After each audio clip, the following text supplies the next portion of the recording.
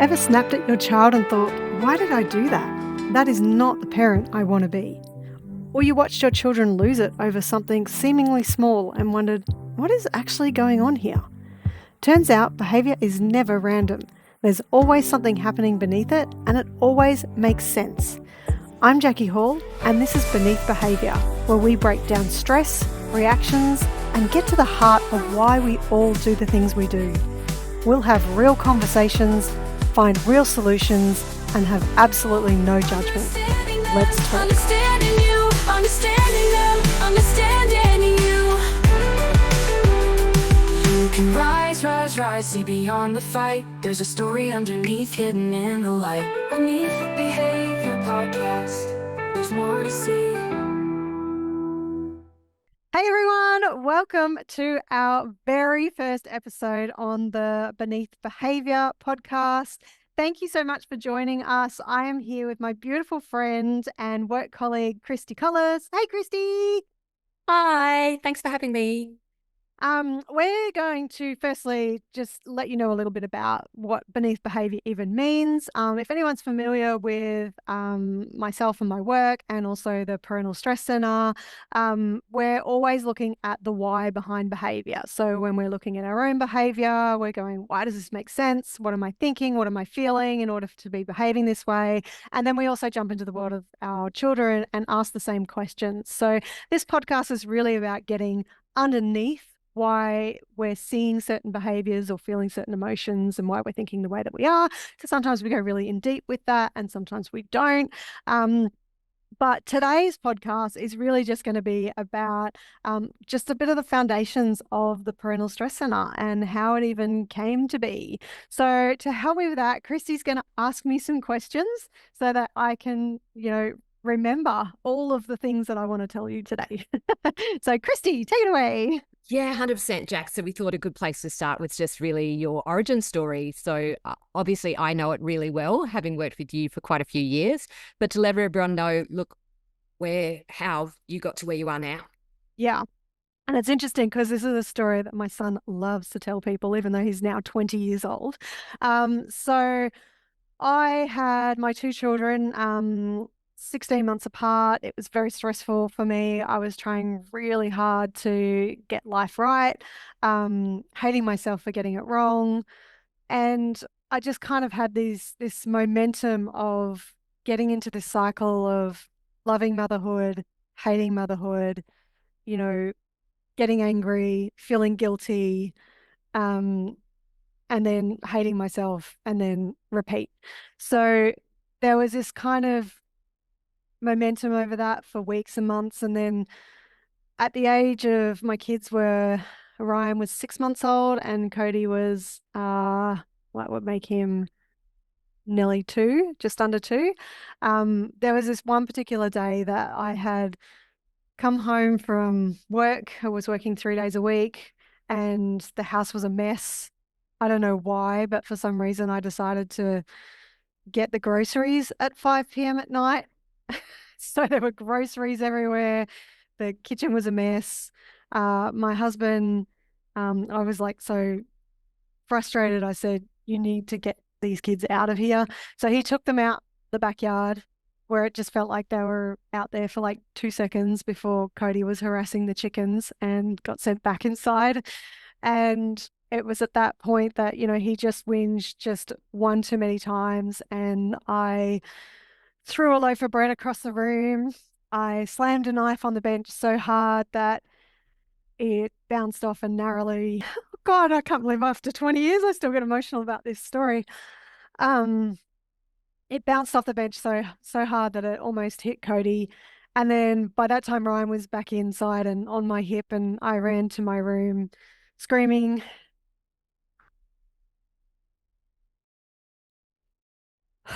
Sorry, guys. Emotional so quickly. Screaming how much I hated my life, all with Ryan on my hip. And my husband just came in, took Ryan from me and said nothing. Just let me kind of have my moment falling apart. And I was absolutely devastated at the mother that I had become. I was everything that I swore I would never be. And it was in that moment where I was sitting there and this voice came into my head that said, no one else can change this for you. No one else can change the way you feel about your life. Only you can. And as obvious as those words sounded, it was like it just flicked a switch in me, and suddenly I knew that I needed to do the work on myself. And so I got up and I had a shower and I got back to do all the things that I needed to do as a mother. And I'd love to say that I never got angry again, but I had to work on it. I had to retrain my brain. I had to understand my own behaviors, how I was thinking, how I was feeling, how I was behaving, and I had to retrain myself to be someone different. And that's where I threw myself into a whole lot of personal development work that I'd done ever since I was a teenager. I've always loved learning about personal development stuff. And as I did it, I started writing. I started writing books and courses and interacting with people. I ended up getting like becoming a qualified counselor. So, you know, it just started to unfold from there. And we started off with the business self-help for mums. And then we had dads that came in and said, hey, what about us? We feel parental stress too. So in 2012, I rebranded everything as the Parental Stress Centre, and that's been us ever since.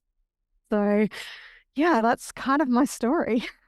Amazing, Jack. I'm sure there are so many parents that are going, yep, that is absolutely me. Like we've all been down in those depths. So it's really fabulous to be that vulnerable and share with everyone. That is so awesome. Thank you. Yeah. So cool. Amazing So that still gets me after 20 years. Like you just, you catapulted right back into that moment. 100%. So Jack, you talked about how it then went to self-help mums and you were writing a lot of programs. So when did you feel like that actually snowballed from just helping yourself to helping other people? Like what were your breakthroughs? Well, I did go and work for some drug and alcohol retreats. And, when I was working with those people, like the clients that I was working with, I got a lot of really great feedback that was working. And then in my programs, obviously interacting with parents saying that these things are really helpful. They were really resonating with the realness of, what I somehow that's my superpower, that I tend to speak in real terms and kind of in this non-clinical way. And it just kind of resonates with people. But I think the key thing that I kind of remember in 2014, I did my first full day live face-to-face workshop in Melbourne, and we did it at the Ridges, and it was the first week. It was in that weekend as well that I was nominated for like a Rising Star Mumpreneur Award, so for entrepreneurs who are mums, and I ended up winning it. And I was in the back row having some wines with another girl who was nominated, and we were laughing as they were, rattling off all the different names of all the people who were nominated, and we were laughing at we don't have a chance against those people. And then all of a sudden she said my name, and I was like, wait, what?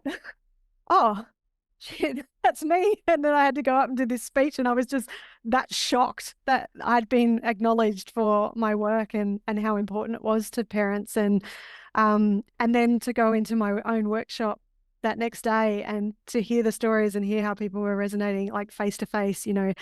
Online we get people emailing us, but we don't always get that immediate kind of feedback that, how it's affecting people. And and now we get those all the time, and it's really why we do what we do. And it's really cool to, like in particular, like last week or a couple of weeks ago, we got a story, message from a lady who'd said like her child was autistic and she'd gone through our autism program, and, she started to feel really confident about herself and change her own ways. And then her child's parents, her child's teachers were noticing that there was such a massive difference in her and then her child.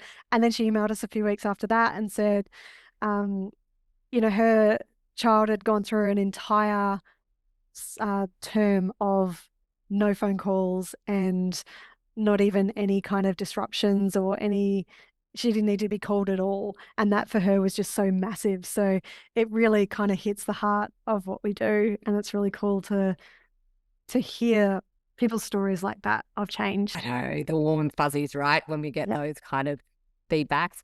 Yeah. Not all beer and Skittles though, Jack, surely.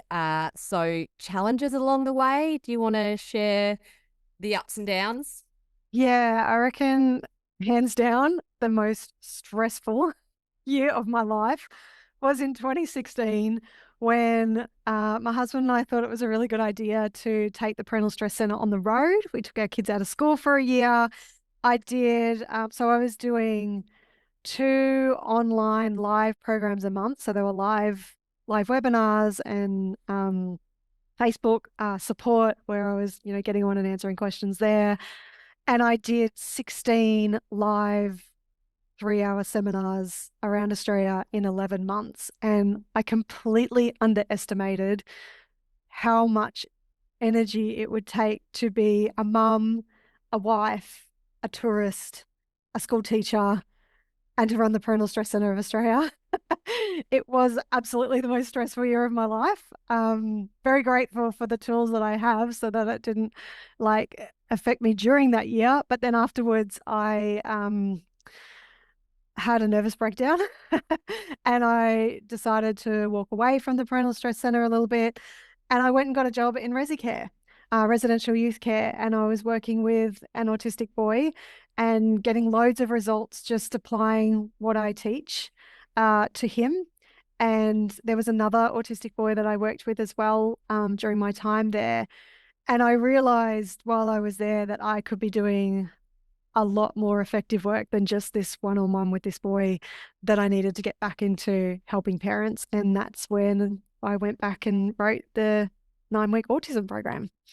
So we've been running that for the last 4 years and helping parents with autistic children too. Yeah, and that program wasn't a set and forget. I think we chatted about it, how many iterations there are of that program. So how have parents influenced, the content that you're providing? Yeah, hugely. We're always listening to, obviously parents are sharing their stories with us and how the information is resonating with them, what isn't important to them, what is important to them. We've rewritten the Tame Your Temper program 3 times, the autism program 3 times. Just it's constantly evolving. And I think people are evolving as well. Society's evolving. People are becoming more self-aware. The younger generation is coming through now and they're, a lot more into taking ownership of their own thoughts, feelings, and behaviors. And what's been really interesting is when I first came into this work, I had parents coming to me saying, fix my child, help me with my child's behavior. And then somewhere around, I reckon around 2015, it started to shift into my child's fine, help me. Or my child is not fine, there's something going on with them, but I don't have the skills, or I'm not emotionally regulated in order to be able to help them. So it was really cool to kind of see that shift, and therefore I was able to pay more attention to, working on the parents' regulation first before we jump into the world of the child and understand their behavior and what they might be thinking and feeling. And by doing that, parents were able to kind of resonate with their own stories and their own kind of emotions and their own kind of lenses on life that triggers those emotions and those behaviors. So it became easier to then jump into the world of their child and go, actually, I can understand that because I feel those feelings too, and I do those behaviors too. So out of that became a lot more empathy towards their kids and a lot more understanding and a lot more, curiosity instead of reactivity. So it's shaped, what we get to teach and how we get to focus more on the parents, because life has changed and parents has changed and they influence us and we influence them. And it's just, a constant evolution for sure. I definitely see that in the work that we do. And yeah, the comments that parents come to us with, they're so much more open to understanding how much they actually affect their children and, the ownership that they're taking. Yeah. Is that kind of what's at the heart of the PSC? I know that we've gone in a few directions, but do you want to just give everyone kind of your values, your insights into where you want it to go, or what's at the heart of what the PSC is? At the heart of the PSC is always about understanding, awareness, and change. So this, even though this all started when my kids were very little and I had my own depression, anxiety, anger management issues going on, I've always been wanting to help people in some way. And I remember when I was 9 years old, I was standing at the back of my parents' fish and chip shop, looking at the sky, and it had just rained, and it just, there was this mist coming down. And I just kind of looked up to the sky and I just went, surely there's a way that we can, God, I get emotional even bloody thinking about this, but surely there's a way that we can help people be happy, and as a 9-year-old just naively thinks that we all just need to be happy. And it's always kind of been at the heart of everything that I do. I don't want people to feel stressed or depressed or anxious. And there's always been a part of me that's known that we don't have to feel that way. And I've always wanted to look for the how. How do we change it? I've always had a curious mindset of how we can understand why we feel this way and how we can turn it around. And so that's at the heart of everything that we teach, that kind of inner knowing that we don't have to feel the way that we do, but also to deliver that and teach that in a way that's validating and that helps you normalize these emotions too, that we're not just trying to push them down and overcome them and stop them and feel like there's something wrong with us or we're broken because we feel those emotions. It's about being able to accept that part of us, that human part of us that, thinks and feels and reacts, and to accept that, and in the process of feeling like you're not alone, that you're normal, like everybody thinks. And this is one of the things I've learned over the years, is that we are all the same. We all think the same, feel the same, behave the same. Our stories are just different, but at the essence of it, and this is why it was Beneath Behaviour, because I want to be able to teach you guys how to understand those thoughts and feelings that are underneath some of your behaviors and some of your kids' behaviors so that we can turn them around. We can feel happier, we can thrive more, we can feel more passionate about life, and we can just be our authentic selves. So I think by being authentic myself, sharing these vulnerable stories, but also helping parents to feel safe to be vulnerable themselves. We're going to bring some parents into this podcast that we can have these real, authentic conversations with, and to really see that we get you, not just me, not just the Parental Stress Centre and everyone who works for us, but other parents as well. We get you, and we want to create this community of acceptance and ownership of our human side or our egos and those belief systems, and not shame them and not feel worth less, but just go, oh look, good story, bro. There's a story that I'm running, there's a pattern that I'm running. And I think you came up with that phrase, good story, bro, and it just stuck in the office, didn't it? Only because I do know, like, the number of times the narrative that I tell myself, and I do very much, and I got that from the PSC as well, is that sometimes you can't change your situation, but you've got to listen to how you're narrating that story of your life. And sometimes it's like, yeah, good story, bro. Like that's not the truth. That's not the reality. That's just a story you're telling yourself. So yeah, that works for me. Absolutely. And it works for us. I think there's been so many times in the office where we've said something to each other and it's like, do you know what my mind just said? And a perfect example of that is when I was first starting to become aware of my own thought processes. I remember being on the phone to my mum, and I was complaining about the kids. And I can't remember exactly what she said, but she said something to me, and my voice said, see, she thinks you're a whinger. You're always whinging. You never stop whinging, and no one ever wants to listen to you because you're just such a whinger. And I was like, oh my gosh, look at that narrative. And I actually told my mum, do you know what my brain was just thinking? And I told her that, and she went, oh, all I was saying is that I remember you kids doing that when you were little, but I'd made up this whole story and I'd personalized her response, and it had nothing to do with what she actually meant. So, when you catch those thoughts, you giving us that kind of tool that just goes, good story, bro, just is so helpful in being able to be aware and not believe everything you think. Well, on that, so if you could go back and tell, you as a new parent, like, what would you want to know that you know now? Like, what would you say to yourself? Oh my God, you don't have to get it right. You don't have to know it all, be it all, have it all. You can make mistakes and you can go back and repair, and you don't have to be this kind of serene, kind of perfect mum 24/7. I mean, sure, if you've got regular emotions coming up or you're behaving in certain ways that you don't like, then sure, we need to look at that. We need to change that if that's what you're wanting to do, to be someone different. But it's not about perfection. Like, we have this saying that it's about awareness and adjustment, not perfection. And I think that kind of stands for everything that we teach, is that we become aware of it and we go, okay, the reality is that's where I'm at. That's how I was thinking. That's how I was feeling. That's how I was behaving. So let's understand it. Let's change it. Let's move on. So that we can be better versions of ourselves. Stop trying to get it right all the time, because you're not going to anyway. We live, learn, share, grow, evolve. That's the whole purpose of life. So surrender. How kind you wish you could be to yourself when you think back on actually all the pressure you put on yourself as a mum or a dad, in that situations, and just go, hang on, if I'd just been kinder to myself, absolutely. Would have made a massive difference, but then we wouldn't be here. So, you've got to, appreciate the learning and the journey along the way, because, every high has a low, every low has a high, and it all kind of meshes together into one big story. That's your life.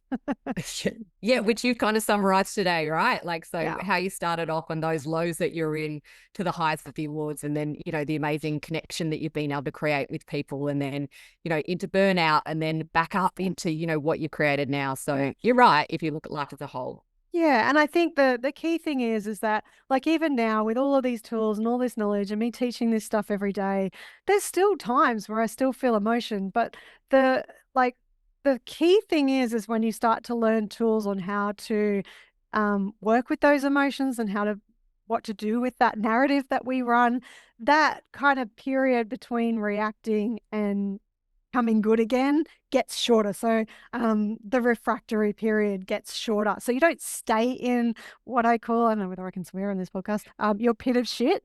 You actually already have already. I don't know if you realised, but you already do. Probably. As long as I don't drop the F-bomb, I'll be right. A little bit of shit here and there, because we sit there, we do. We roll in the mud, and you don't get clean from rolling in the mud, but we need to be aware of the mud, and we need to kind of work out how we can change that. And the better we get, the better we get. And we will start to shorten the amount of time that we react for. So it's not about never reacting. It's about shortening how long you react for and what you do to recover from that. And that's the whole getting beneath the behaviour, right? So that's where we want to go with this podcast to help everybody, is getting beyond just that reaction of understanding why it's there and what to do with it. So, Hey, Jack, to wrap it up, for our first episode. I could talk forever, so thank you for wrapping me up. And she will. That's okay. This is a platform to do it on. Jack, I thought it would be really cool if at the end of each episode we could give our listeners something to take away. So from our perspective, I know it's always kind of from a thinking, feeling and behaving perspective. So have you got something that you would like them to take away to think about today? Yeah, just being aware of your own narrative. What are you saying to yourself? How is that influencing how you're feeling and how you're behaving? Pay attention to what you're saying to other people as well, not just in your head, but outside. Like, because if you repetitively think the same, you'll feel the same, you'll behave the same, you'll stay the same. So just the first step is always awareness. So just be aware of that narrative. And if it helps you that you see yourself just crapping on with some sort of story that's not real, just go, good story, bro. And see if that helps. Awesome. That's probably a great note to finish on, Jacqui. So thank you so much for today. We'll talk again next week. Yeah. Thanks, Kristy. Thanks, guys, for listening. Hope you come back. Bye.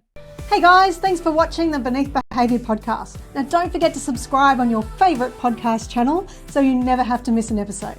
And we'll see you next time.